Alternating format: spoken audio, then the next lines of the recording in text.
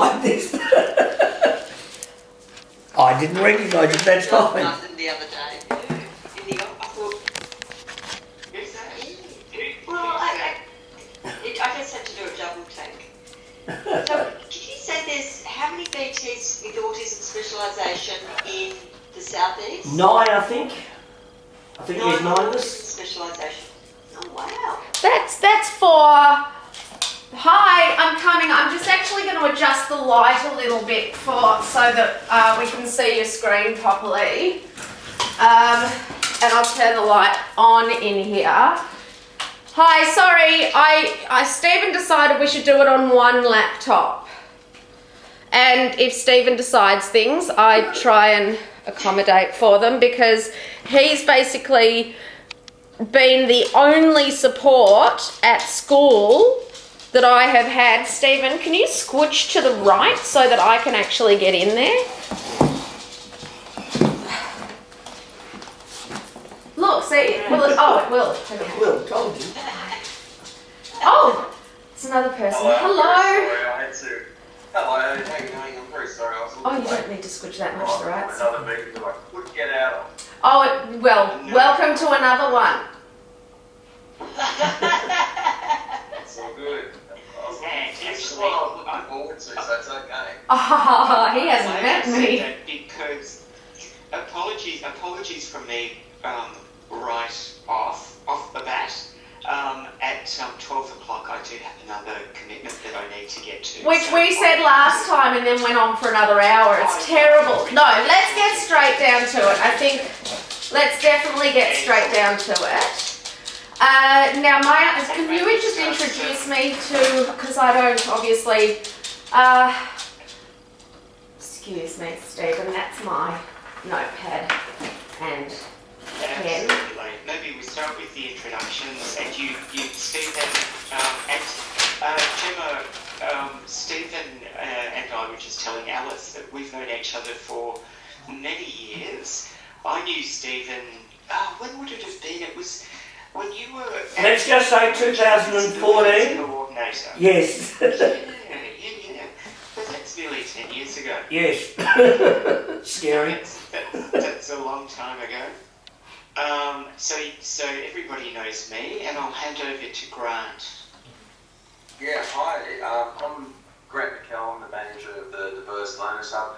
And Stephen, I think we've crossed paths before, potentially. Maybe when I was managing the PSD assessment service for Assessments Australia. Yes, definitely. Definitely? Yep. I've yet to really come across anyone Stephen hasn't met yet, and I'm still trying to work out whether that's like a good thing or not. I don't know, but yeah, so far. And I'm Alice, so I'm Grant's SCO without the Mo. So I'm the Senior Communications Officer for the Diverse Learners Hub. God, how do you say all that? Yeah, no wonder you say SCO, Senior Communications Officer. Okay, so he's the manager and you're the Is that like, for normal people? Well, actually, I'll just point to me, I won't include him. So is that like when we say I'm the communications officer, is that like, when the Prime Minister comes out and someone else speaks because they're the ones that are in charge of publicity and the face of the company and that sort of stuff? I wouldn't give myself that. I got a yes from Grant though, so that'll do me. Okay. Alice does craft. She does do the craft. Yeah, so it's good to have you both here then, because one is, it'll be really interesting to see. It's the same with difficulty, and Alan, don't take this the wrong way, please, but it's the same difficulty I feel when I'm trying to talk to the Department of Education. And it's the same as if you call the NDIS or you're trying to get to the NDIS or if anyone else. You get to this point where you can get no higher. You can get no higher, and they're basically put there to stop you from accessing. So an LAC is there only to stop you from accessing the NDIS directly, right? You cannot speak to anyone from the NDIS. You can only go through an LAC. That's what their whole position is. So it's good to have Grant and Alice here because it will be interesting for me to see how much information filters from yourself, Alice, up through to Grant, who's still, I don't even know what's above Grant. Didn't even know about the Diverse Learners Hub, which is a scary thing since I've been doing this for 19 years. And when I say full-time, I mean full-time. And to not have known about, and I'm not only am I a massive researcher, so when my son was diagnosed, it wasn't popular, right? We didn't have the good doctor. Lorna Wing hadn't yet come out with, if that doesn't go on silent, I will place it in a space. Oh, thank you. It was 2007. Yes, Lorna Wing had come out with her publication, her thesis on Asperger's syndrome. So people had started only just recognising that there was a higher functioning autism, but we had Faxia. Now, I'm not going to take a guess at anybody's age or how long, but I'm going to say that we're all about the same. Well, you're blocked behind Stephen, so sorry, Grant, you're blocked behind Stephen, but I'm actually about 27 with the half line. It's no, hey, that's funny because I've often said, see, I've got a friend who's a plastic surgeon, and I say, can you make me look how I actually feel?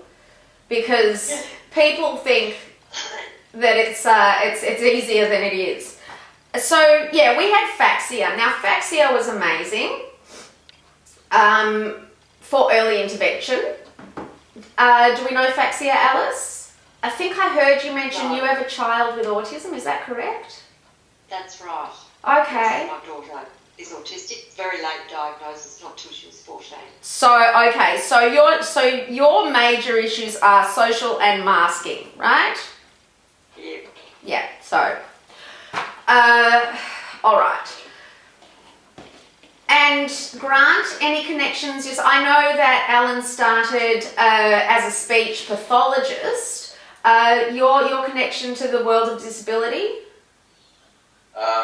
In two fronts. So I cut my teeth as a teacher in New South Wales, but spent most of my career up there as a school counsellor.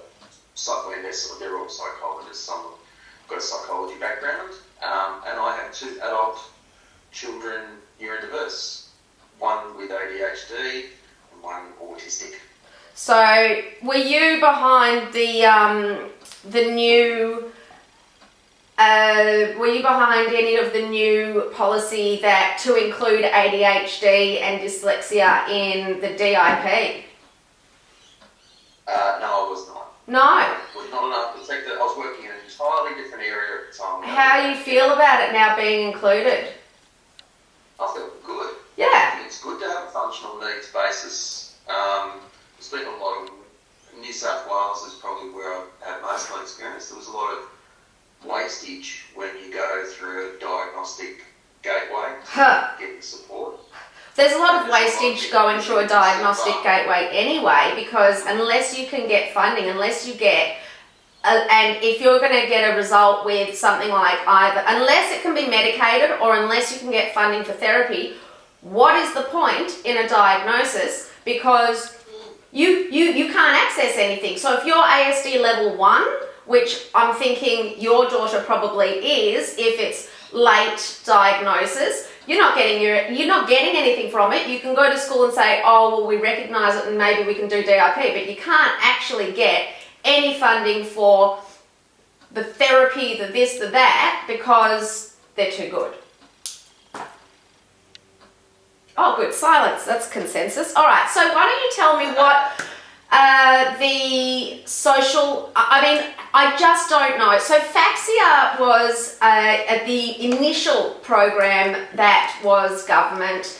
I do know that Alan definitely knows about Faxia. Grant, do you know about Faxia? Yeah, it's in my back of my memory somewhere. Okay. I was in a different state. But Yeah.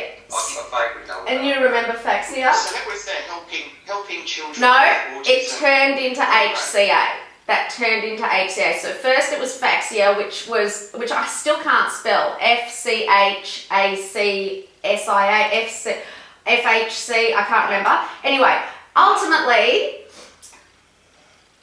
in my day, so back early 2000, this is how it worked when you got a diagnosis of autism. And we seem to have gone extremely backwards. We went, unfortunately, as you would know, the earlier you get a diagnosis, the more severe it is. My son was diagnosed at the age of 2. Officially, we had him at the doctor's by 16 months. He was completely in his own world. He didn't respond to his name. We had his hearing tested. He was bubble boy. At 16 months, obviously, neuroplasticity plus autism still wasn't the popular thing it is now.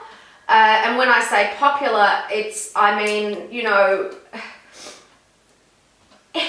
that term, everybody's got a little bit of autism, which, for those of us who actually deal with people who are significantly impaired is frustrating. So when we got our official diagnosis from a pediatric diagnostician, I was then contacted by the government. They actually called me and said, "Hi, we see that you have been placed on," bless you, you can feel that coming, you put your microphone up. We see that your child has been placed on the, registered as having autism.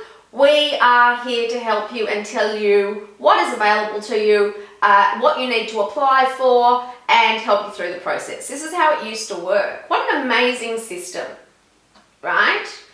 So they called you, and then they called you to set up a time. Now, for me, because after the initial shock, because there is still that period of time with a baby, once I got on it, I was on it. So I was then given access to Faxia. They gave me, that is a grant of a certain amount of money that can be spent up to the age of 7. Was it 7? Alan? 7? Yeah, I think so. I think certainly when it was the Helping Children with Autism Fund, they had that early intervention program. Yeah. So I think it Yeah. was from 0 to 7. Yeah. So understanding, and of course, and I can tell you we wouldn't be anywhere without the early intervention. I'm a massive for early intervention.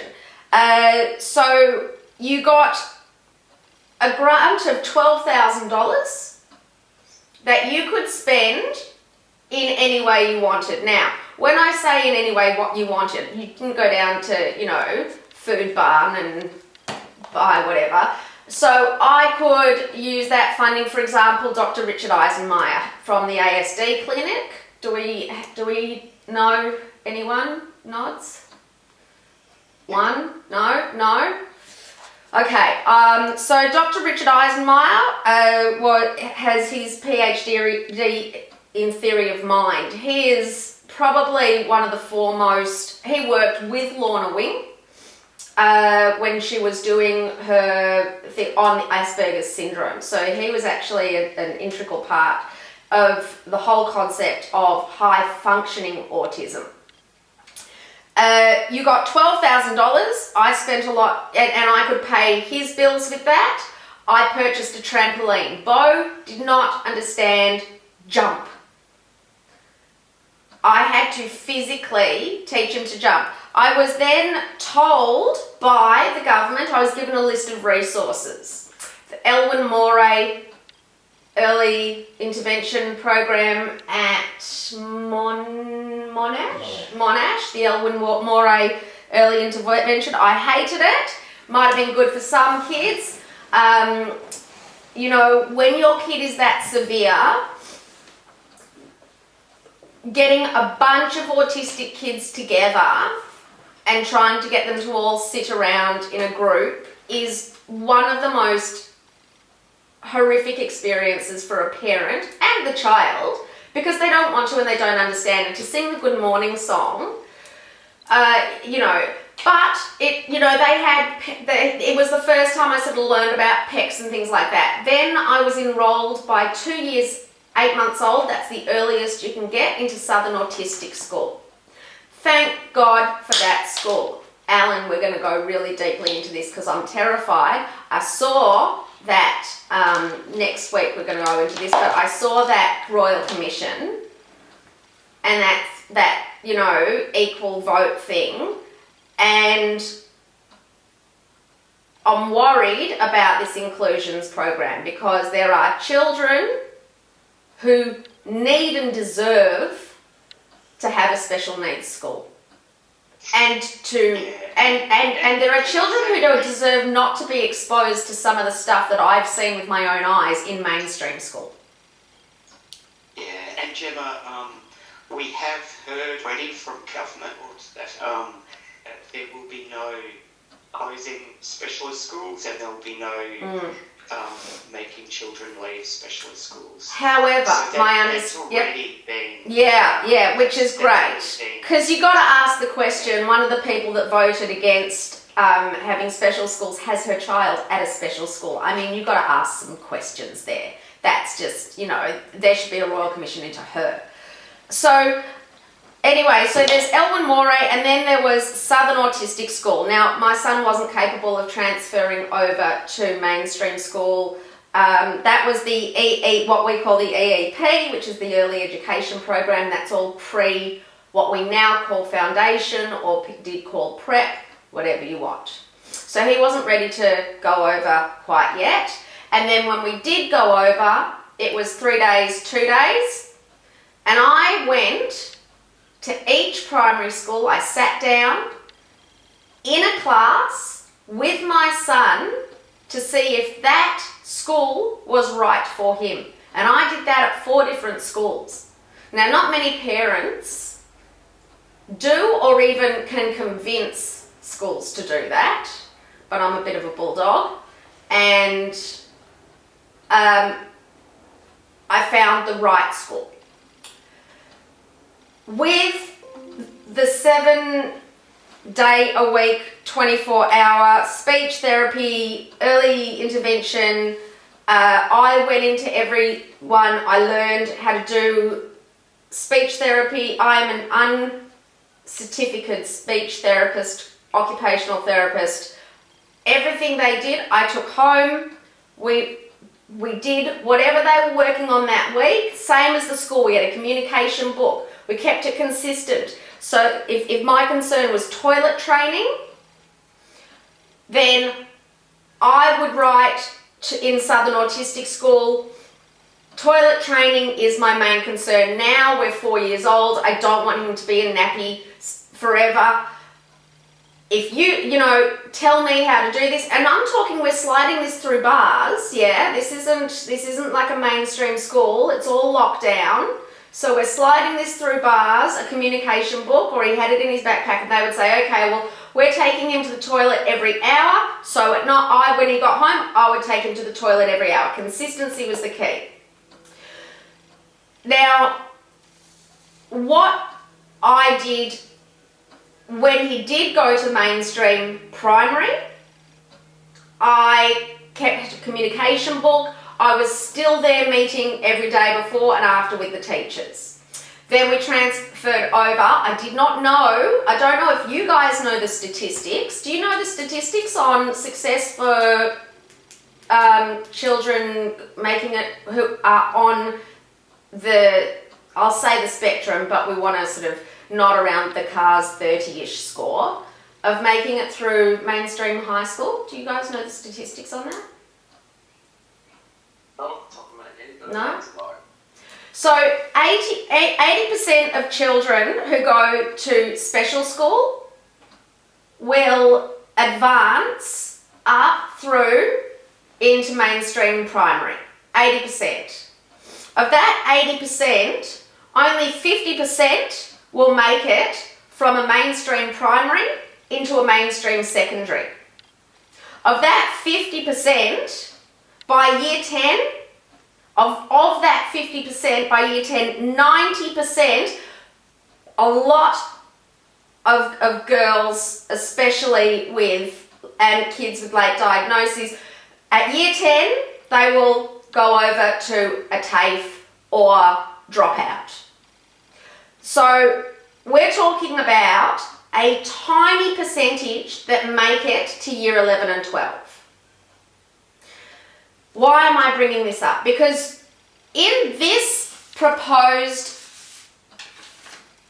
new proposed program, that my understanding is that the Diverse Learning Hub, which is what you guys are, right? Okay, that means you are, correct me if I'm wrong because I'm learning a lot of new language here. You are the EILDLs? Correct. Yes, I'm okay. Good. Great. Grant. Thank you. All right. So you're aware of now the difficulties, and by the way, there is not one special school that is above year 6 that does VCE. They all do TAFE. So if your child is academic, yet, my kid is pretty severe. He stim runs during lunch on his own. He's completely unaware socially. As Stephen said, he rang me the other day and he said, I'm popping in to find Bo for something. Where does he run? And I said, he'll be out the front of this room. No, he's now moved his stim running to a different spot, which is closer to his locker, right? He has no social anxiety because he has no awareness of the other children and the groups and whatnot, okay? So he is completely, as Dr. Richard Eisenmeyer would put, 3 groups. There's the lower end, which are the aloof, who are kind of lucky. And I'm really kind of glad because I can understand how horrible it would be to have him aware of being so... Now, he is aware, and he's aware that he's different. He just doesn't have the... He just doesn't... He doesn't care. He prefers to do his own thing. And if someone spoke to him, it'd freak him out anyway, that he didn't know.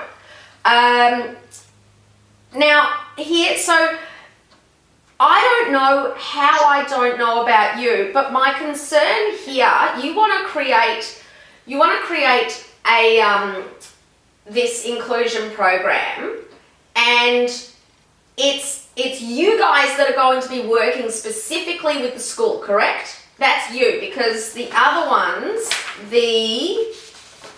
here, we have... And I think this is probably a good opportunity, Gemma, for Grant to maybe give us a bit of an overview of what the DLH is and how it works. Go for it. No worries, Gemma. So the DLH is relatively new in its inception. We've been sort of settling things down this year in terms of operations and getting our regional teams working. But those regional teams are focused on whole school inclusive practices. They don't work with the individual student. And some of the issues that you've raised around, retaining and engaging, let's speak about autistic students at school, is one of the problems we're trying to address. So there's 2 types of work that the regional workforce do with schools. They do what we call deep engagement, Now, this is going to be a long, slow process. Isn't it? Just to put expectations there, because we're changing practices and we're changing cultures in schools. So whole school inclusive practices means, how do we engage with families of autistic students, for instance? But you're not allowed to. What are our practices? No, how do schools do that? Schools are the point of contact. So if you're a school, what are your practices for engaging with families and students and giving student voice? So those deep engagements are taking 12 to 18 months because they're really difficult to change around. As we build up that capability with those schools over time, they share their knowledge and practice with other schools around them. There's also targeted support, and targeted support is for schools that have just a particular problem or an issue that they want to solve, and they can reach that regional workforce for guidance. That makes sense. That makes sense. The deep engagement doesn't, but go on. Centrally, the central team has occupational therapists, speech pathologists and psychologists who look into the research base and evidence base and are supporting the regional workforce to do work with schools that does have a research and evidence underpinning behind it. One of the things that they also do, and so a lot of those resources are ending up on our website for the general public and our regional workforce to use. But one of the other things that we're doing that is less visible is how we influence other areas in the department. So we have, in terms of literacy, transition policies, behaviour management, we're working with those policy areas to make sure that there are considerations around autism for their program areas as well. And how far up in the government do you manage to get? Obviously further than me, but like when you say we're helping to make policy, if you're helping to make policy, you're speaking to someone that can make action. Correct, that's right. And a lot of that's invisible because you won't necessarily be apparent. So if a school has a problem, for instance, let's say a school has a problem with a student, they don't know how to manage behaviour, they're probably not going to look up Diverse Learners Hub, but they'll go looking for behaviour. And unknown to them, they'll know that the guidance and policy and resources they've got has got an autistic support lens in it already. So that's what I mean about it being a little bit invisible. That takes time. Okay. And we're doing that gradually and slowly over time, and we have to form those relationships across what's a very big problem. Oh, tell me about it. We're doing it. Yeah, no, and I applaud you for the fact that you're capable, because as a nobody, I'm not capable. I'm not capable of getting the message of the parents across to the people who are making policies. So I'm going to present you with, I assume that Alan would have filled you in with, my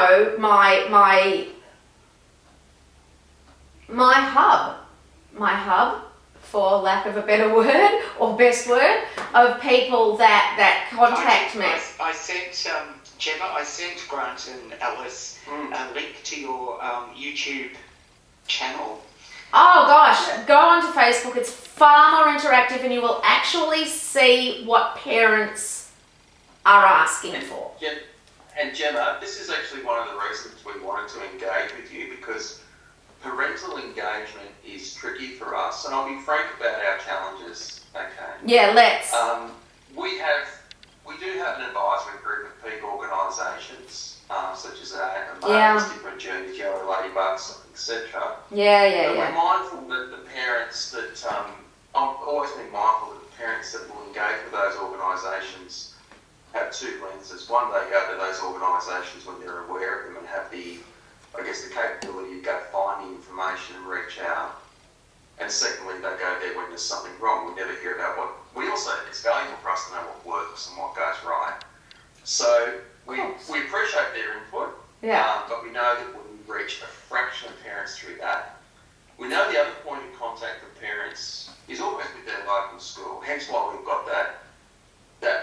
trying to build those inclusive practices of reaching out, engaging parents at the school level, because that's where that is a point of contact. There's something in between, and I think you're possibly playing in that space. Yeah.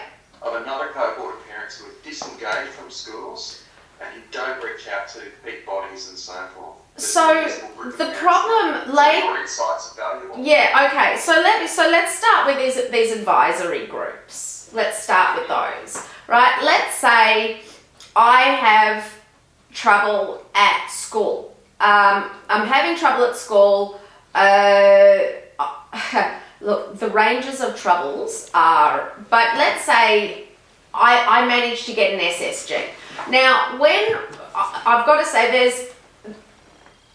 there's a very simple set. I'm learning all of these new DLs, IELs and all that, but there's two things, an SSG and an IEP, which we already currently have, all right?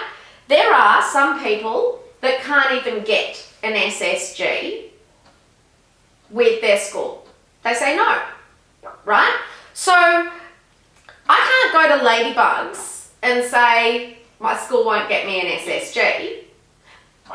I can't go to the Diverse Learning Hub and say my school won't give me an SSG. What really scares me the most in this, you'll recognise it. It's the so this is the government on. There it is. That one. You'll recognise it. It's all It's actually close. Too close. No. Oh, it's gone background. Okay, it's your government thing. Anyway. It's the Inclusive Practice Branch DL Hub. It was a handout from a forum. Right? Oh, okay. It's a handout from a forum. It basically says, it talks about, it's all your nice little triangles, bigger, getting bigger, tier 1, tier 2. It's talked all about this regional San Remo and the educational, and it says, this is the inclusions outreach, and this is what they work with, and this is who the IELDLs work with, blah, blah, blah, and it goes on and on. And then on this page, where it talks about a whole school approach to supporting students with disabilities and diverse needs, right? And then it says there's a multi-tiered system of support, and it's got little ticks next to it as to what an IEL/DL can do. It's got targeted written down here, and it's got what an IOC does, and they do ticks. But next to it, in red, massive red, it says out of scope for IOCs and EILDLs, and that is, the out of scope is the DIP and direct work with students and families. So, here we are. I am a parent. I've had an SSG. We've got an IEP, but the school's not implementing it. Who do I go to? Can't go to you guys. Can't go through this new system. Can't go to you guys. Who do I call? I can call the region. Now, if I'm really lucky, I have a visiting teacher in my area. And I didn't know about visiting teachers till their jobs were about to be nixed. And in fact, when their jobs were about to be nixed, about 80% of the parents that are Australian or Victorian that are a part of my group went, why didn't I know about an SSG? What? You can do, what's an SSG? Right? Like this is how many months ago? Well, 7 months, 6 months since that. But you found out about an IEP because, and just to go back, I'm a neighbour. Was Living 3 doors down. I didn't know it. I would have moved. Had a chat with Gemma one day who was having a moments with her son, who I support, and I was talking to her about these sorts of things, and I wasn't supporting him at the time, and I just said, why haven't you organised an SSG? And her comment was, what's that, and why do I need that? And I said, this is how you start. Oh, no. Yes and no. Yes, I'd had SSGs in primary school. Yeah, Right? Right. The thing is, again, because of the statistics I gave you, and this is where you're going to really need to plough down if you want to do some work, because of the statistics I gave you about who gets into mainstream secondary, the exposure, you take any grade 1 teacher and pop them into year 10, and I guarantee you'll get a better result of them being able to work with kids with diverse needs, because their exposure is tenfold. Now, from primary school to secondary school, your funding stops. I know there's going to be a bit of a twinkle there, but it's only going to be by a year, so it doesn't really help, to be honest. Your fund so if your child gets funded through the Department of Education for an aid, then that funding goes to grade 6, and after that, boom, you have to be reassessed. Now, very, very few people actually manage to get funding for an aid or anything into high school. So those who were easily getting it in primary don't get it in high school. So I managed to get it, but funding is pulled. I don't care what anyone says.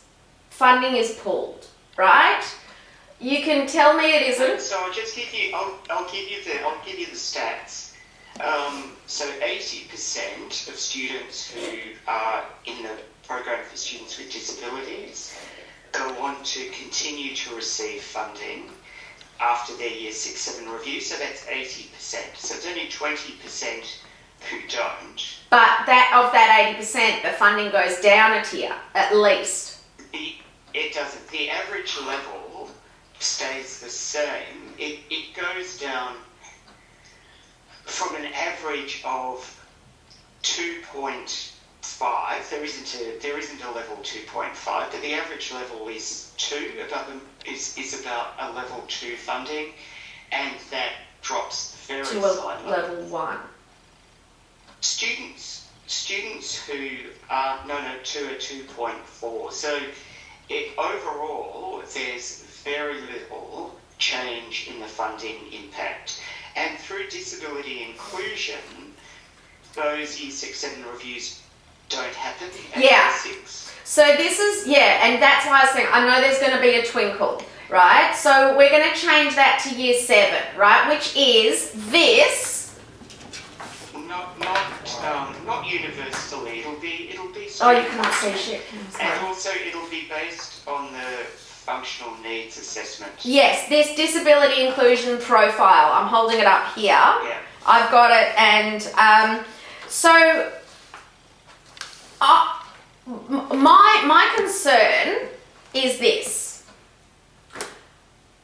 I'm a parent who maybe it's a late diagnosis, maybe, and I haven't been in the system, because we're just finding out that my daughter is, 14 years old and coming home completely depleted. We don't understand why she's having absolute, shocking meltdowns, why she's having complete depression and shutting down at home. And we've just found out that it's because the sheer effort that is going into her daily, just being in that environment, it's literally causing her to shut down. So I'm a mum, I'm concerned, I go to the school and that's all I can do. I can't go anywhere else. I go to the school and I say, or I get a diagnosis. Great. Now I've got a diagnosis and hopefully that's going to help me, and I can now ask for the DIP because I have a diagnosis. My understanding is, as it sits, once we do the DIP, which may then, I don't know if the DIP is the as in the disability inclusion profile. Once we do the profile, right, then either we create an IEP from that, or we go to an SSG and then create an IEP, which seems a little crazy because we already have an SSG and an IEP, so I don't see what's changing there. But what scares me is that my understanding from my last meeting with you, Alan, when I said, well, what if the school doesn't follow through? You said, oh, well, don't worry, in 2 years, someone from the Diverse Learning Hub come back to check that they're doing it. 2 years, and you're sitting on, like, your school's not doing anything, you've got no one to contact. You said, how many autism visiting teachers are there in the southeast? 9, I think. 9 in the southeast. How many kids are enrolled in the program? 4,800. I've got the numbers. That's 9 visiting teachers to how many that are currently enrolled. I can see you all on your computers. You can get the numbers. 4,852 kids. And they're the only one. How many? 4,000, somewhere around 4,000 between 5. I can't remember whether I got it 4,508 or 4,805. I can't remember. I've got dyslexia, so yay. And that's 9 in the southeast region. But Gemma, this is not a new problem, and it's not caused by the diverse. But no, how can they help? It's definitely always been an issue that through the program for students with disabilities, which has been around since the 1980s, schools receive the resources, but it's up to schools to use those resources in the best way to support Absolutely. the student. And in the old PSD world, there's absolutely no guidance about what to use that funding for. In most instances, schools use that funding to hire teacher aides who are untrained and really have no idea how to support students. With the disability inclusion profile, that funding is based on, as you say, the individual education plan, which is about what that staffing, what that school is planning to do to support the student. So in the old days, the PSD was based on how disabled the student was. The school got a bunch of money and then had to work out somehow what to do with the money. With the disability inclusion profile, that money is targeted to a plan to support the student. Yeah, my son's on the DIP and I didn't even know it. I just want to know what can the Diverse Learners Hub do? Gemma, I was just going to come in. That's a great question. Yeah. Remember right at the beginning you said, about, funding and I said it was wastage in New South Wales. Well, that's exactly what happened in New South Wales too. People get funding under a similar model to PSD, and this has been going on for decades. Okay, so, and they hire out teachers' aides, park the kids up in the back of a classroom somewhere in the back of the school, put the teacher aide time in there, and let's forget about it and not really worry about things. That's how it used to work. That's been going on for decades.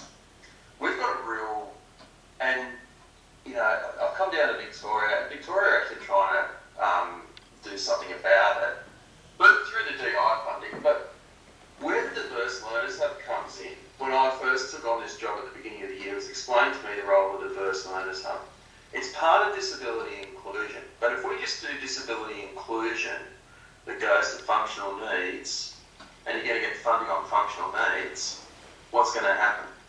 Schools are going to learn to game the system in a new way, and they're just going to get money, and they're going to keep hiring teachers' aides and put them back in the room. So what you need to do underneath that is you need to change that decades entrenched culture, and you need to build that capability of skills. So it's not only the grade 1 teacher who understands how to do it, year 10 teachers actually do know how to do it. You cottoned on to exactly the problem that the education system has to tackle, and it's around that building capability of the teaching workforce to know how to make IEPs that aren't just lip service, that actually help the student, but if they do it smart, they help themselves to work smarter as well. If they come in and design a lesson that out of the gates works for, that is inclusive of all students, they don't have to make so many adjustments as they go up to like a group of kids or an individual student. That's what the Diverse Learners Hub is trying to do. So when we say we're not tackling individual students, No, you're top down. The focus is on building the capability and changing that culture in the system. It is going to take time. And I love it, right? I love it.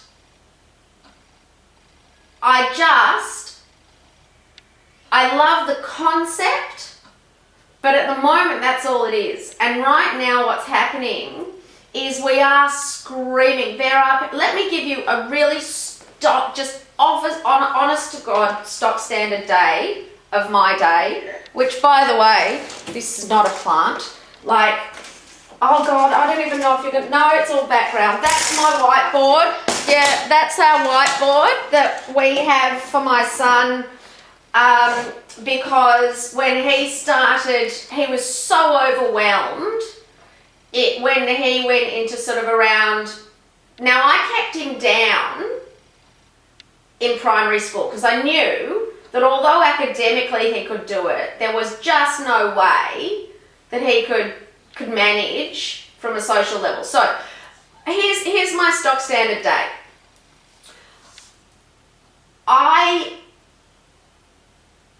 My son comes home, he says that he's got a problem with something.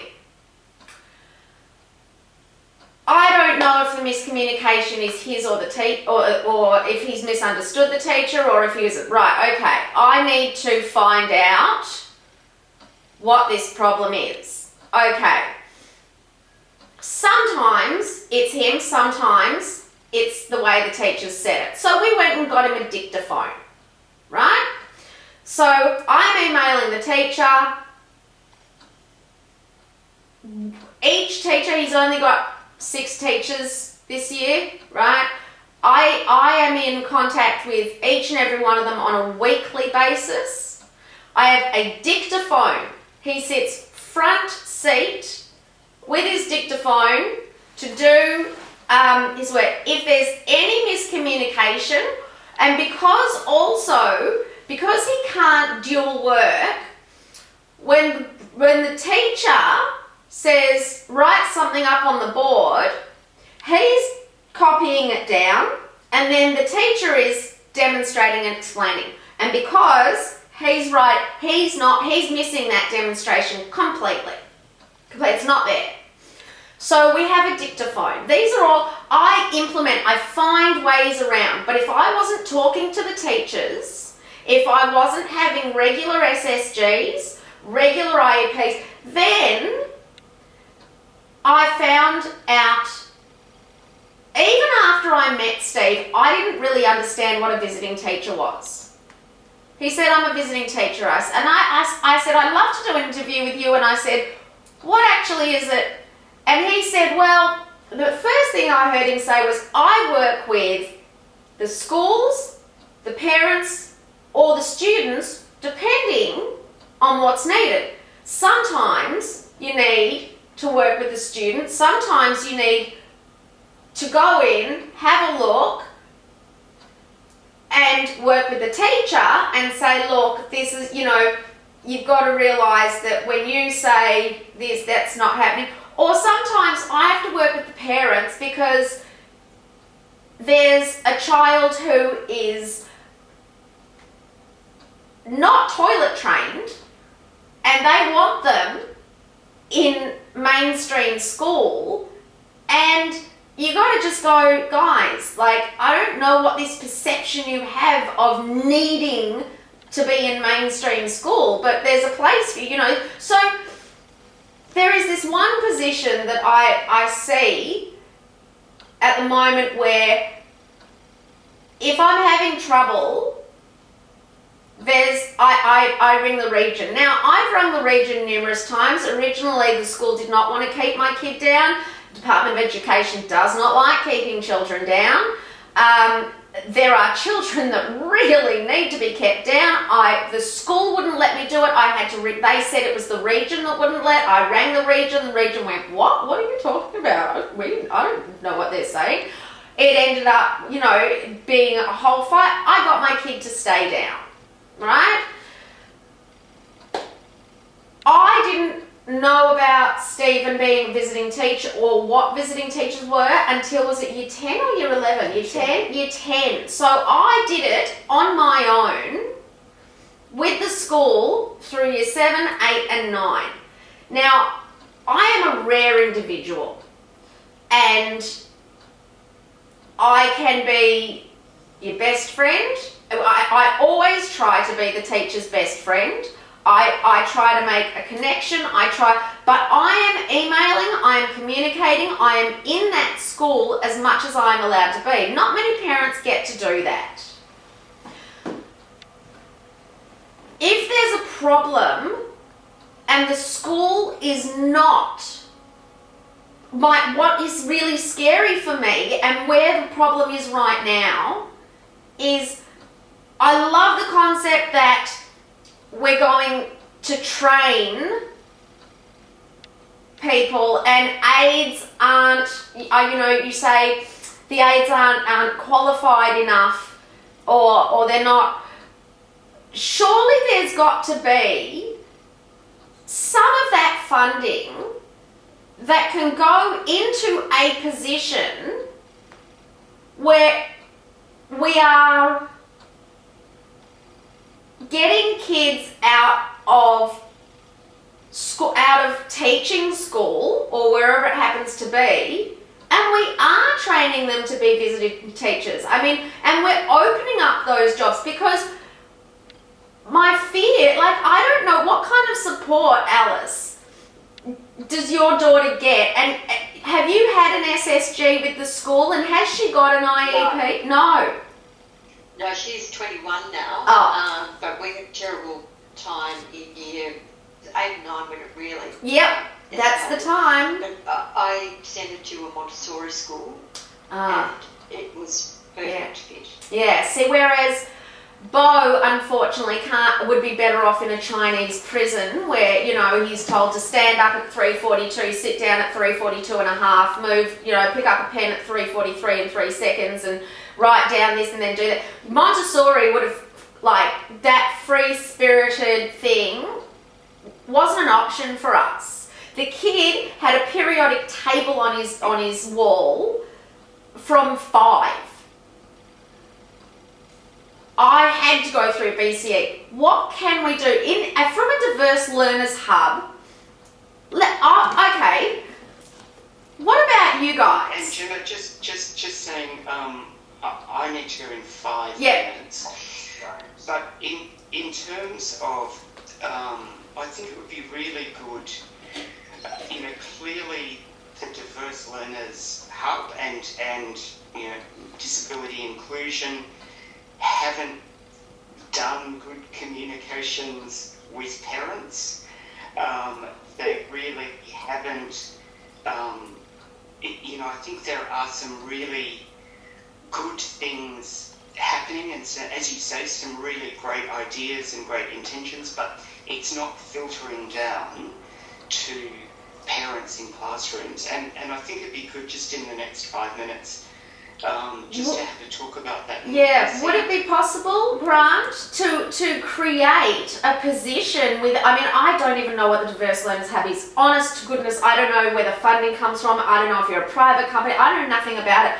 I don't know why I don't. But if you're saying I'm a key person to where that little gap is, and I've got to say I'm a majority, wouldn't there be the ability to create that kind of position where you have, as Alan and I discussed, you create a parent liaison, because that's a nice title, because visiting teacher isn't whatever, a parent liaison, someone that a parent, if a school is not following through, all we want is accountability. All we want is them to do what they're supposed to do. So if they're not following through, and I don't know whose role or whose position it is to make them do that, but is it yours? Is it yours? Who, like...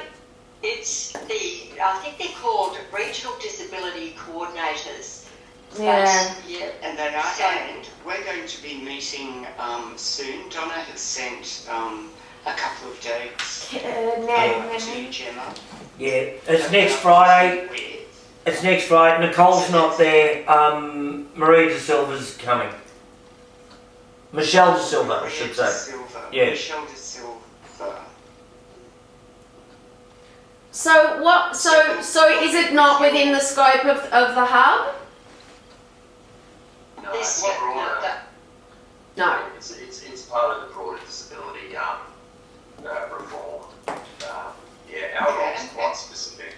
And the hub's not meant to be everything, as the disability profile is not meant to be everything. They're all meant to fit together as pieces that provide their own support. But disability coordinators, and Stephen was a disability coordinator. Yeah, I was. So knows the role very well. Yeah, I know that. Yeah. Yeah. Look, So Stephen knows that role very well. So they do work with parents and with schools to help them to do those things, like you said, Gemma, the SSGs, IEPs, show them where to get the professional learning to do those kind of things, where to find the guidelines, where to go to get in touch with your ELDLs or the Diverse Learners Hub. But So why are we they're getting in great touch with projects. the Diverse Learners Hub if they can't, if that's not their position to make the school? Like you say, get in touch with them, but why? Because that's not their scope. The disability coordinators help schools to get in touch. Yeah. with Oh, diverse so learners. but They but work with what? schools and with parents. The disability coordinators do. I'll explain. It's So I'll it explain gets this feedback. We also receive a lot of ministerial correspondence about exactly the issues that you're facing with when a school's not doing what it's supposed to be doing. But you're probably it's parents like you who do make a difference by standing up for their kids and holding schools to account, because they aren't supposed to be doing exactly. They are supposed to be making adjustments for your child to make sure that your child has access to the curriculum on the same basis as every other child at that school. So, unfortunately, some don't have your probably gift of the gab. Nous. It's just pure balls, honestly. I've lost all tact. I've lost all capability. But then the others, they're all sitting in the corner rocking, sucking their thumbs, because their kids are being sent home because the other kid who bullied them, right, or did whatever it is that was, and it's within the IEP, or the IEP took 6 months, or they decided to do that and they said, oh, we've had the SSG, we're going to break for school, blah blah blah blah.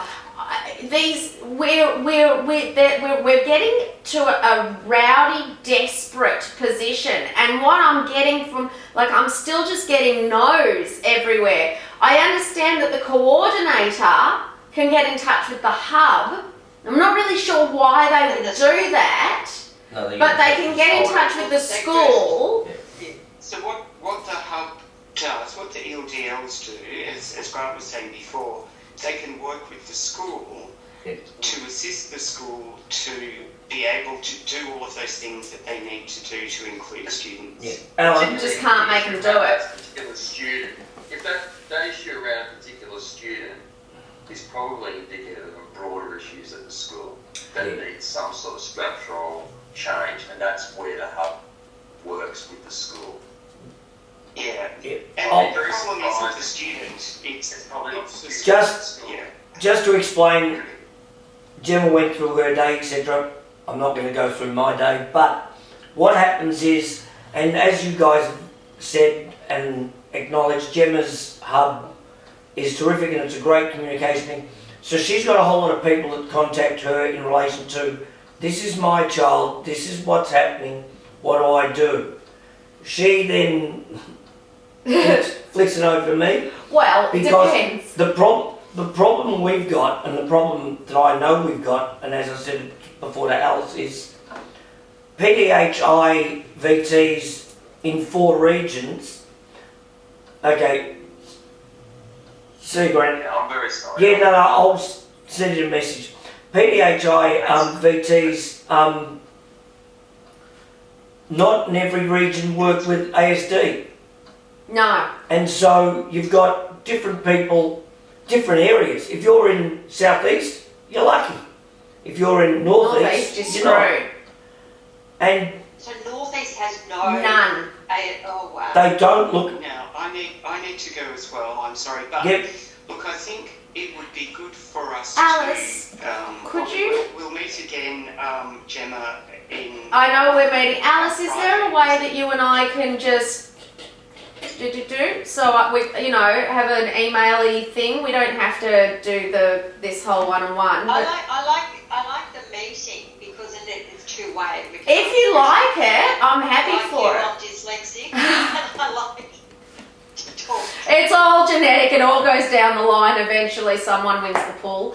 Yeah, look, if you're happy to do a one-on-one with me or a 2-on-1 or whatever you want, I really would like to get more understanding I of can tell you what you do what our communication plan is at the with the moment. school. Yeah. What we're trying to get, well, we know we get the best influence and the best bang for our buck. We're trying to get into principles, and if we can start with the top and get the principals on board, and then filter that down into the teachers, then that's. Alice, while I've been sitting here. I'm going You gotta to leave. Okay, see you, Alan. Thanks. So See you next I'll week. see Stephen and Gemma will see you next week with The Michelle coordinator. from the region. Yeah, yeah. What I could do, Gemma, is invite you along to. We have I love it. an inclusive education comms meeting where that's everybody. So that's the people who work in inclusive education professional practice, the Good. comms person there, and then the comms person who's disability inclusion, because it seems like you're across. It's All a of it. broader approach, and I think because it's still very new and everything's so slow and painfully slow, particularly like yourself when you've got a kid who needs help now, it's really painfully slow.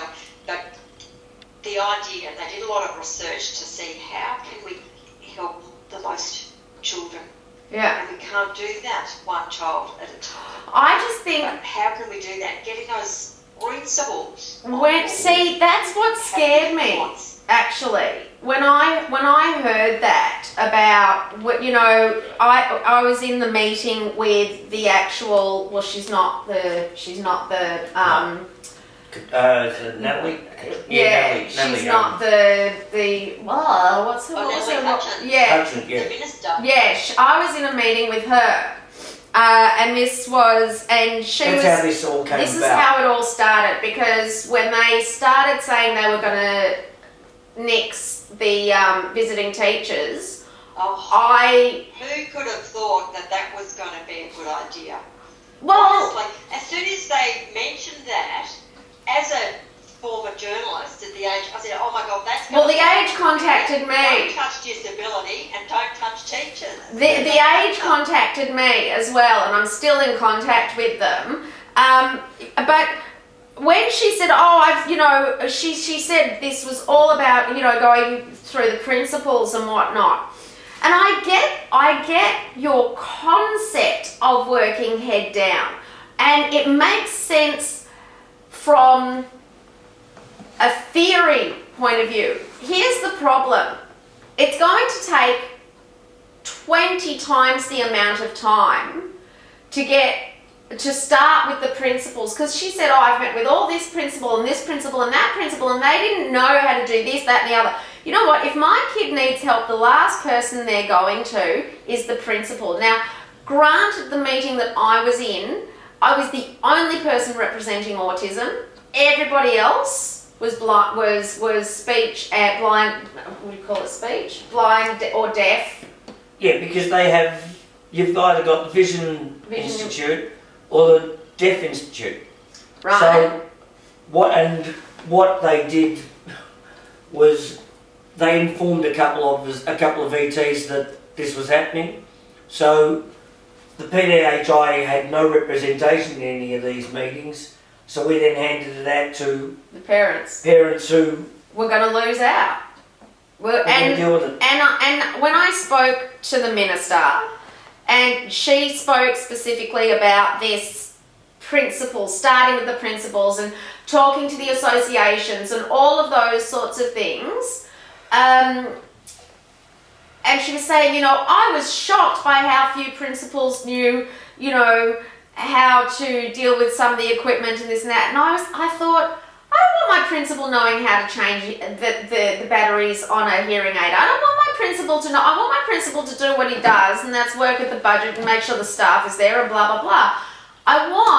She probably hasn't expressed herself. Yeah. What we mean by influence the principles, it's that culture, because, unfortunately, some people who aren't really across. They live it, so it doesn't matter. But what they also don't realise, what we're trying to tell them, is if you put in inclusive practices, or inclusive practices benefit all students.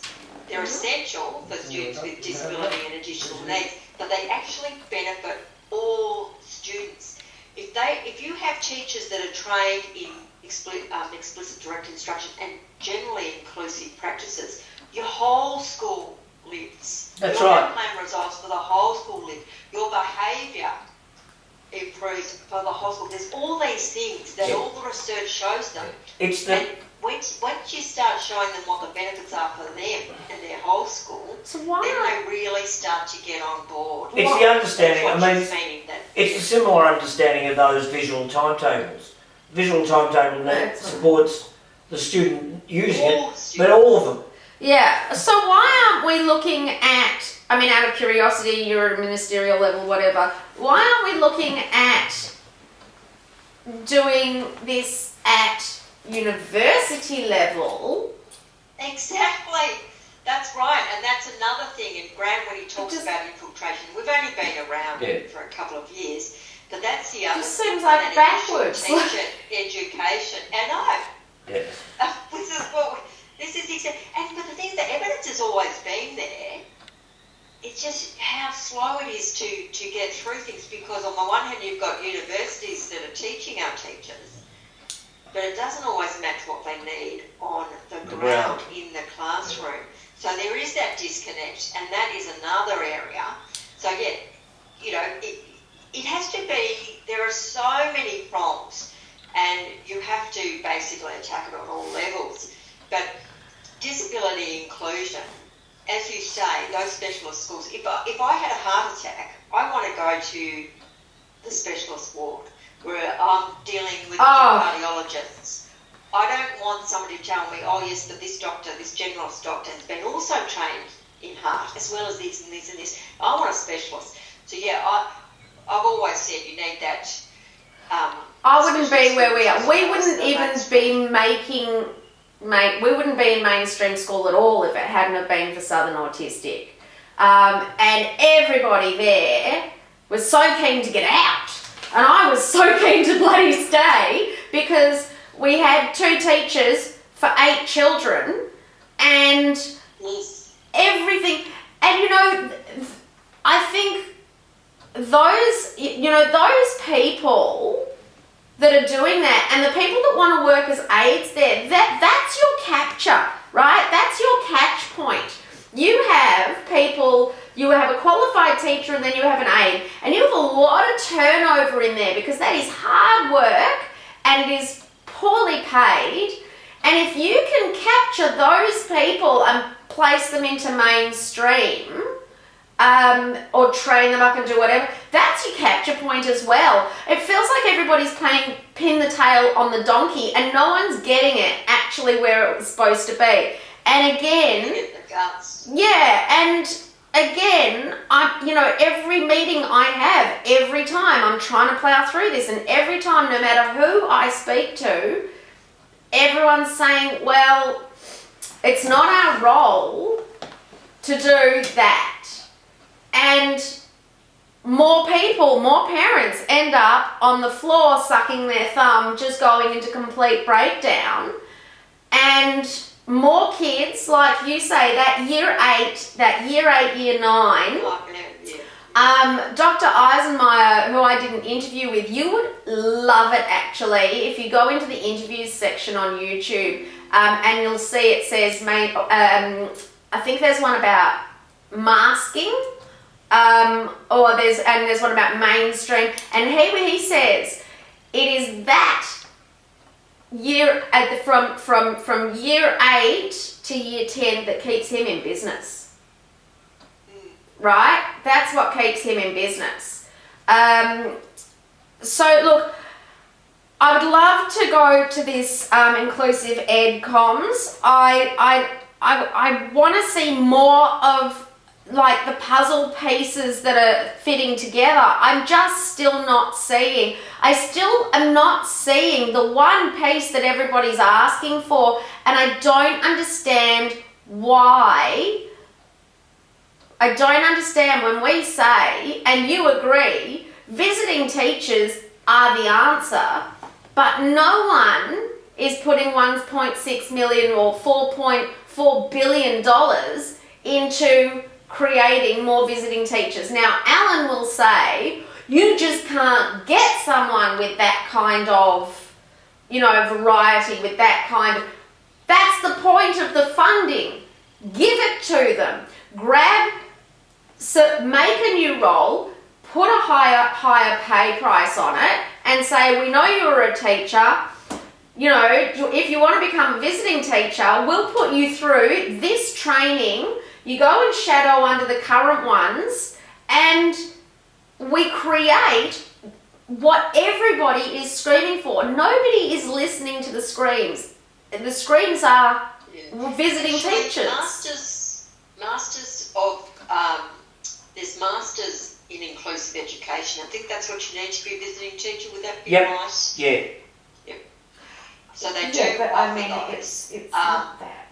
Yep, sorry, yep. So they do offer those. And classes. There's a lot of stuff. there any incentive for that? For people to decide to do that, masters of inclusive. There are scholarships around. Yes, scholarships. Yeah. And So what there are about lots getting of the things word out? Because I don't even know about this stuff, and this is pretty much my area. And if I don't know about it, I can guarantee you, like you said, I'm across the board in knowledge with everything. I'm still learning because I deep dive into each of you. I'm taking each of you and I'm extracting all this information. But again, just like the government, it's like the NDIS have nothing to do with the Department of Education. Neither the twain will meet. There will be no communication between the two of them. And, there are departments in the government and no one's talking to anyone. So I feel like I'm the only person dotting around, diving, extracting and saying, well, I'm putting the pieces What together. we are actually, what we have, we're just in the process of doing, and we've already put some of them in the specialist schools, they're called NDIS navigators, and you definitely need a navigator to navigate the NDIS. What is So that? Can you tell me about NDIS that? navigator. No, yeah, tell me about that. NDIS navigators. So, an election, I think there's an election commitment or a budget announcement. One of those. Yep. One of the things that we've done, one of the initiatives that we've done, it's just started. The hub have done. Every specialist, no. Oh, wait. Department of Ed,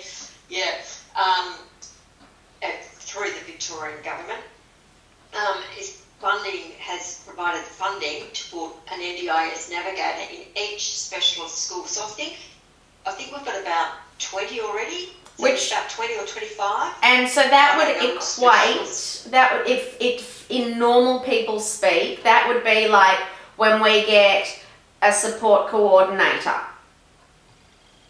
So I don't know what they are, but there's going to be 80 of them. So in every special school in Victoria, we'll have an NDIS navigator. That'd be a support coordinator. Yeah. Is that what they are? Well, that's Yeah, so we have to pay for them, but you're obviously what you're saying. So basically, I love that it's going in. So in my situation, when you get into the NDIS, because they flip that language every 5 minutes, it's very much like the Gruen transfer. The way that they work is the same as shops. They keep moving the product around, and then so that when you go to get what you want, it's not there. And that's what they do by changing the NDIS, changing the names from, for example, a change of circumstances or an RORD, which is a review of a reviewable decision or a whatever, right? And they keep changing the names of what you need to do so that you can't get what you used to call it. Oh, we don't have that. Now I've got to find out what the hell it's called and how. Anyways, but okay, so you're putting support coordinators. Constant changes of Yeah, so they're called NDIS navigators. yeah, and they're And they in will be special every schools. specialist school. Yeah. I mean, it's great. I got to tell you, I wonder how many how many mainstream schools kids. I mean, my son's obviously on the NDIS, and that comes. I didn't have a navigator. Well, exactly. So they're out there. They're just called support coordinators. Now, it took me 3 years before I got this support coordinator, and it doesn't really matter because I'm at the AAT now because they funded my son with $2,000 for the year. This is a kid, right? It's not going to cover, It's not going to cover anything. It wouldn't even cover a support coordinator's funds to get me, so they're out there. They're called support coordinators. We just have to pay for them. And then once you get in, you can get asked for it to be paid for by the NDIS, but getting in the first place is madness. So, but I love that it's great that you've done. Yeah, no, I know. All right. So when's this inclusive eds comms, education com? I don't know when the next one is. I'll find out and I'll send you the details. Okay. Yeah, that would have you. You've got my email address. Yeah, they're on all of them. They're on all of these. I'll send you an email anyway, Alice. Thanks, Stephen. Yeah. Yeah. Yeah. Oh, I like you with your diagrams. You're doing good. I know. Yeah, I just I'm still trying to. I think. You think the best way for parents at the moment is to go through the region. That's the only option at the moment. That's the official option because then it'll go on what's called a star, which means it's actually recorded.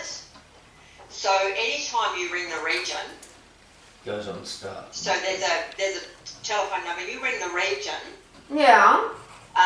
they put it through, so it's like a call centre, and they create what's called a star. I did not know It's a that. document. Yeah, I did not know It's that. a document. What do you think they did with It's a it? document. Dude, I've seen the photo of the Department of Education, of the regional office. There's no one in there. I'm I know amazed that. anyone answered it. Don't tell me, what do I think they did with it? Yeah, so they've set up a call centre, and they've actually had somebody take over that call centre to make it all centralised. What's that call And then these centre people- called? Do you know the number? Do you know anything?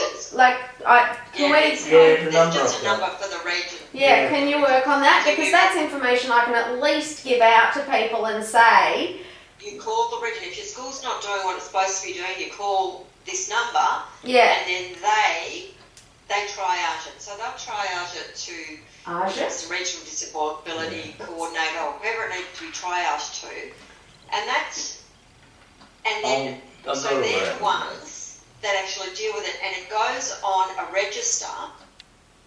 So then if that parent then follows it, they actually have to resolve the issue on the register, and the region can see what the issue is, what's been Brilliant. resolved, what it hasn't. and if the And next time issue the parent- is problematic in regards to a training, whatever, then it will go towards you because you're the hub which works with the school.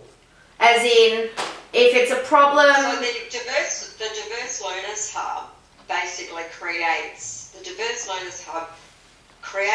resources for schools to use to help people that aren't funded.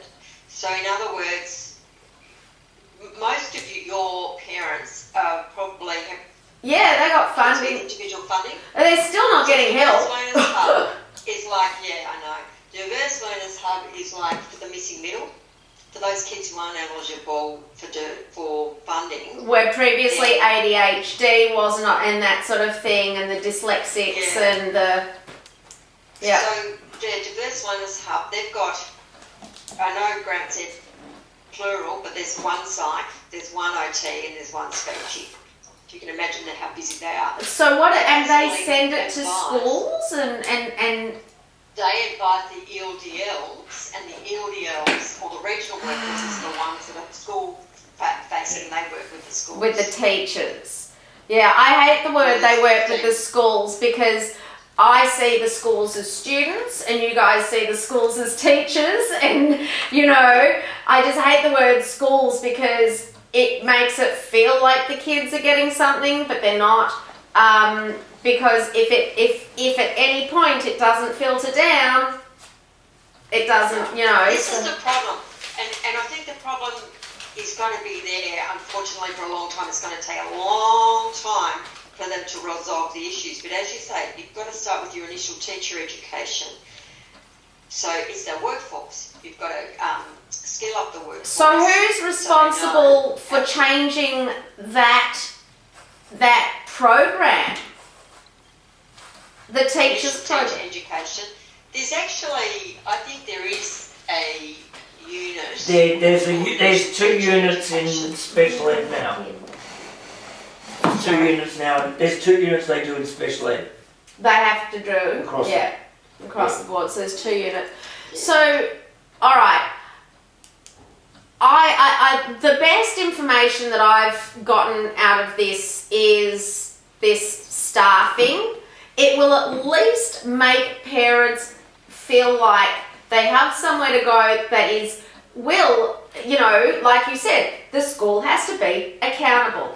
The fact that it's taking, you know, 6 weeks to write up an IEP, and then that 6 weeks then goes, oh, sorry, we've now gone to school holidays. The kids have been at home until the IEP, being homeschooled because, you know, oh, we'll get them back when the IEP. And now it's school holidays. We'll implement it when, you know, we'll have another meeting when we start school. Kids going to miss out on a whole year. Yeah.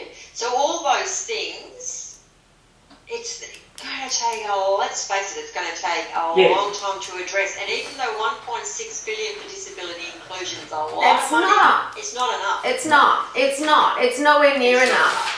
And that's just what that part gets. It's actually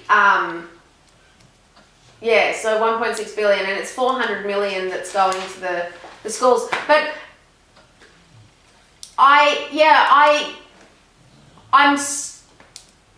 look, this isn't my fight. The truth is, I mean, it's my fight, but my kid's in year 11, right? Next year he's in year 12. I'm starting to think about, I can't plan more. I've not been able to plan more than a year ahead. I couldn't, when he was born, I couldn't say, oh, we'll send him to this school and lovely that school. Didn't know if he was going to make it to year 7.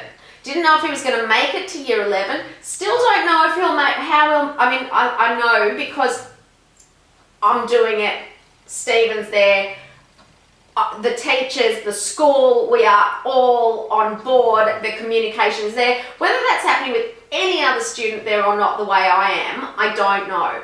But I will continue this fight for the ones that are coming into the schooling systems, the ones that are in grade 5, the ones that are in grade 2, because while my kid may be in year 11, 12 now, and it's, this is still a massive issue for so many people, and that is, to hear it's going to take a long time is extremely defeating for a lot of those people. A key thing for you and for kids at that school is what I was able to implement, and it happens for the hearing and vision VTs as well at the school now, is any adjustments we suggest for a child is put on Compass, which means every student,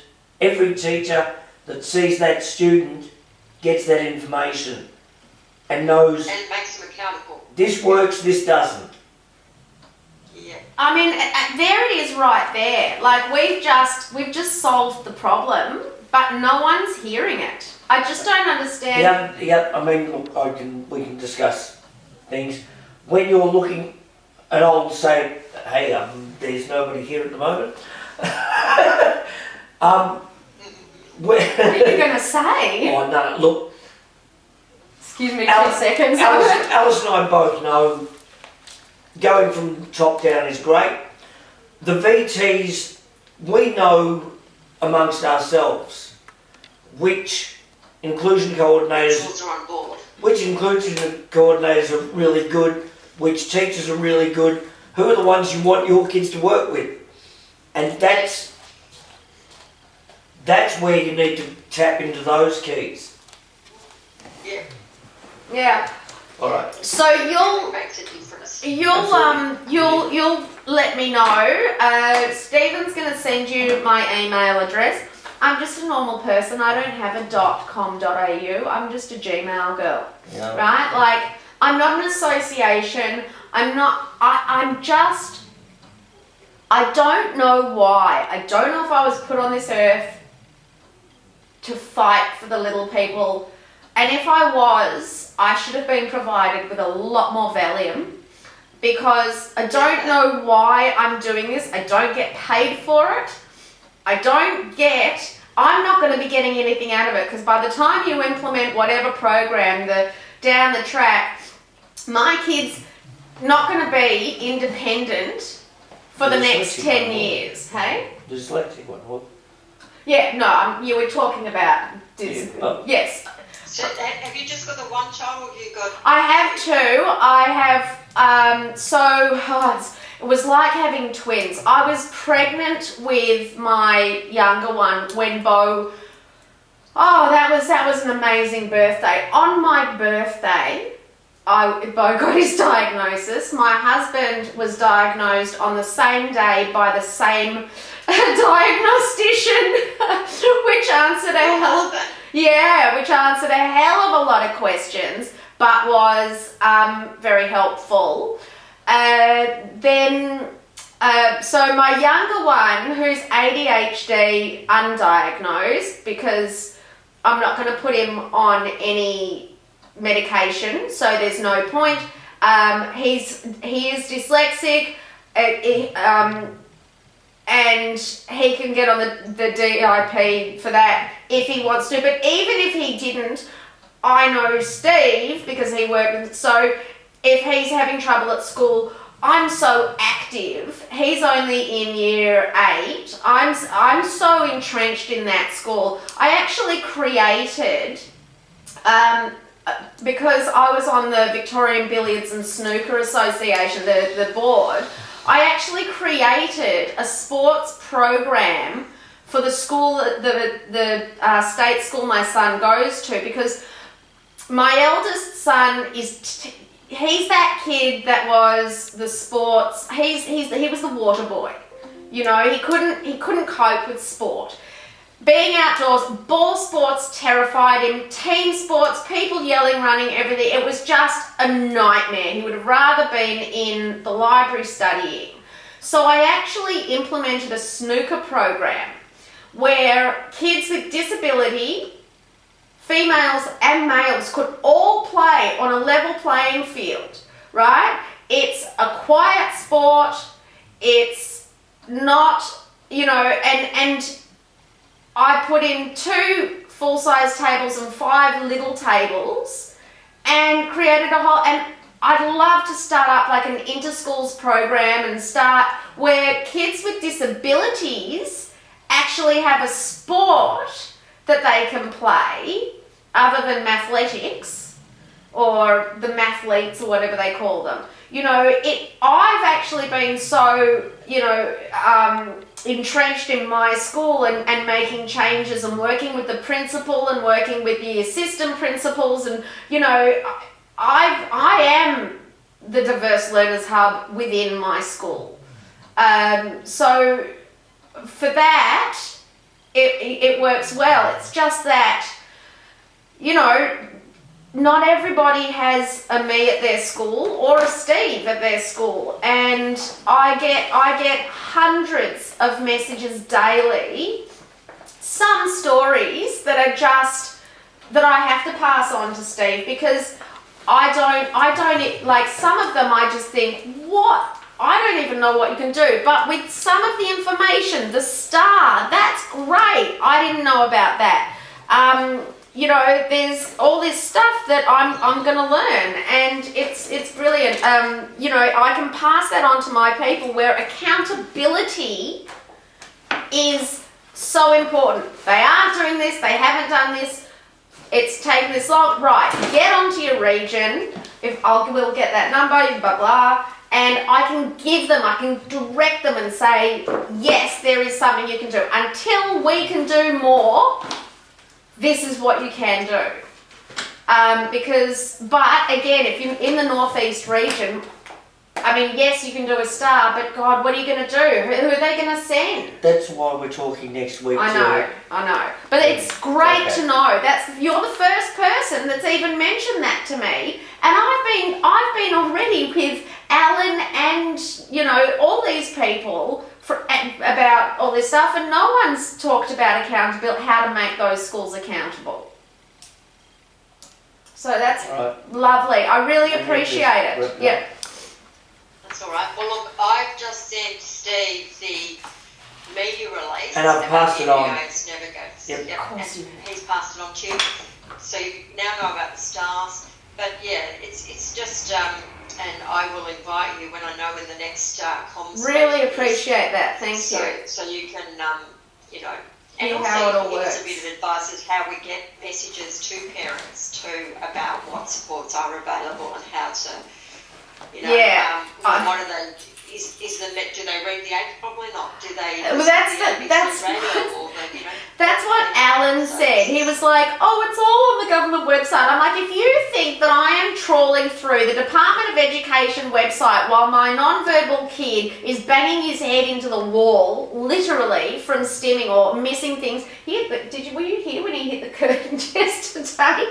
My son does 15 kilometres a day of stim running, and that is after school, from one wall to another.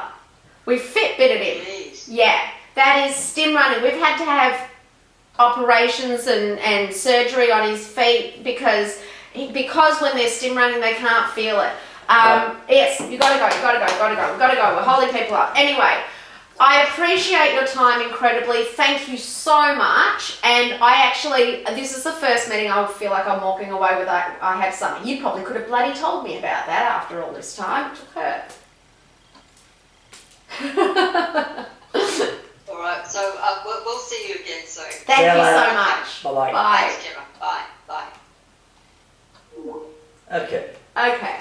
Simple question for you. Oh God, here we go. Zoom out. When you ring anybody, oh, Go on, yell at me.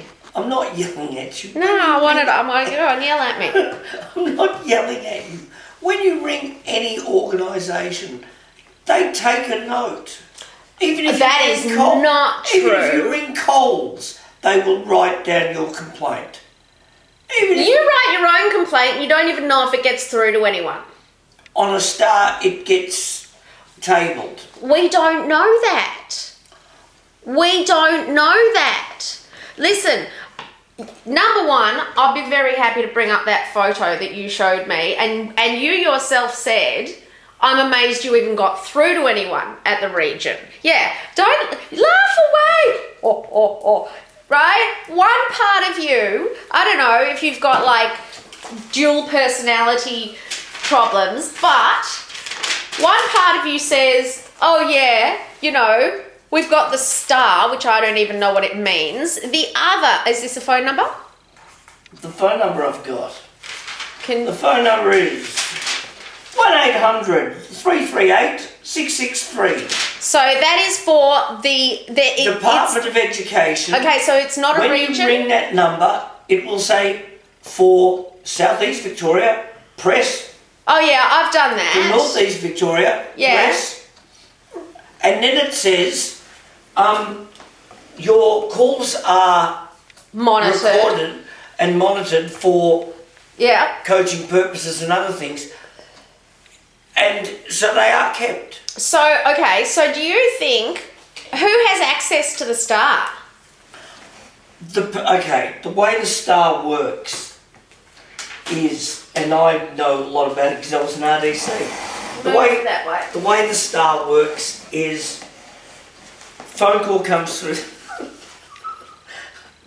Yes. I'm gonna tell them all what you wrote to me last night. I'm gonna find that text message. We I'm had our telling first you- fight, just saying. I didn't. She didn't He know did. I had my first fight with her. I had no idea. What happens with the star is they take the message at the central, which is now broken up into 4 groups. They then work out what area it needs to go to. If it's a disability thing, it'll go to the Disability Regional Coordinator, which at one stage was me, and you will get an email and you then classify it. I can show you some old ones on That'd be great. And what then happens is, so it then comes up with, this is the complaint, this is the parent, this is the number, this is the contact, this is what's happening. The RDC then goes through the process of investigating it, finding out about it, talking to both the parent, talking to the school, and trying to accommodate and come up with a solution that How long does that usually take from complaint to? And what do they? Who do they contact? The parent or the school? both. Both. You gotta get the full picture. I agree, Okay. but just Okay. because it's I sensible have- doesn't I mean have- it'll happen. I have Gemma Wines ring me and say, my son wasn't allowed to clean his shoes because he stepped in dog poo. You're never going to let that go. Nah. So, Bo stepped in dog poo on the way to school. and I copped it. And for the How next, I copped it, I got no idea. for the next 2 hours, although he was able, I'd just like to point out how I'm fantastic. still going through how fantastic I am. Yes, she'd like to point out how fantastic I am. How You all fantastic said it that. is that Bo. And yes, I did it again. Right, You haven't We're done going- this yet. we're going through. So the complaint comes through. So Gemma Wines has rung and bitched and moaned at the lovely gentleman or lady in town. The gentleman or lady in town has gone tack, tack, tack, tack, tack, tack, tack, tack, tack, send off. Okay. I've received it as an RDC. I then look at the question. Which means what? Regional Disability Coordinator. I thought you meant that was what the document was called. Sorry. Right. No, it's called a STAR, which is, I can find out what the STAR an acronym means later. I could Stupid remember. teachers are... So then I work it out. Now it might be that I'm going to use the dog poo one. Right. So it might be that nobody at school was able to help Bo with dog poo and the thing. And what we may find out is that, and in this case I know that it was, we cleaned it off, we washed it off, there was still a brown speck on the end of his shoe that he was focused on.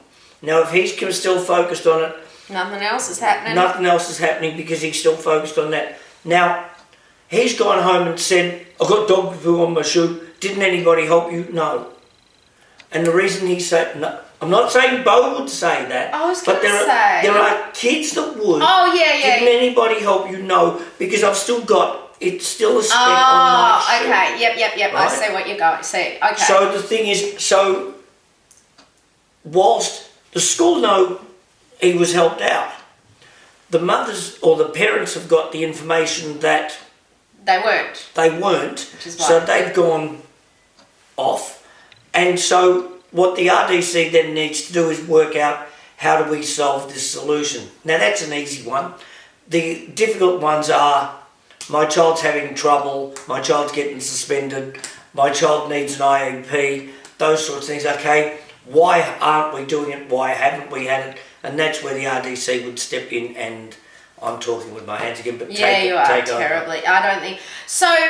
Look, what I was going to say was I'd just like to take note how fabulous and how far Bo has come, because had it been a couple of years ago when he stepped in that dog poo, I'm amazed he made it to school. Because normally he would have done that, stopped right then and there, and would not have been able to make a decision about what to do. What would have been the end of the day? Go to school, he'd still be standing there at the end of the at the end of the day. Couldn't go back, couldn't go forwards. If he had a phone on him, he would call me, and I would have to come and find him, clean off the shoe, fix it. That's if he was at that level where he is now, where he can call me. But yeah, you know, the things that people don't realise that are such trivial things. And then Stephen, I found out about this whole dog poo thing because the only one who was complaining, by the way, was him, because he got 2.5 hours at school about dog poo instead of class. Can we turn off now? You turned off years ago. I don't know. Darling, after the SMS I got last night. Where is my phone? Where is my phone? I don't know what you're even on about.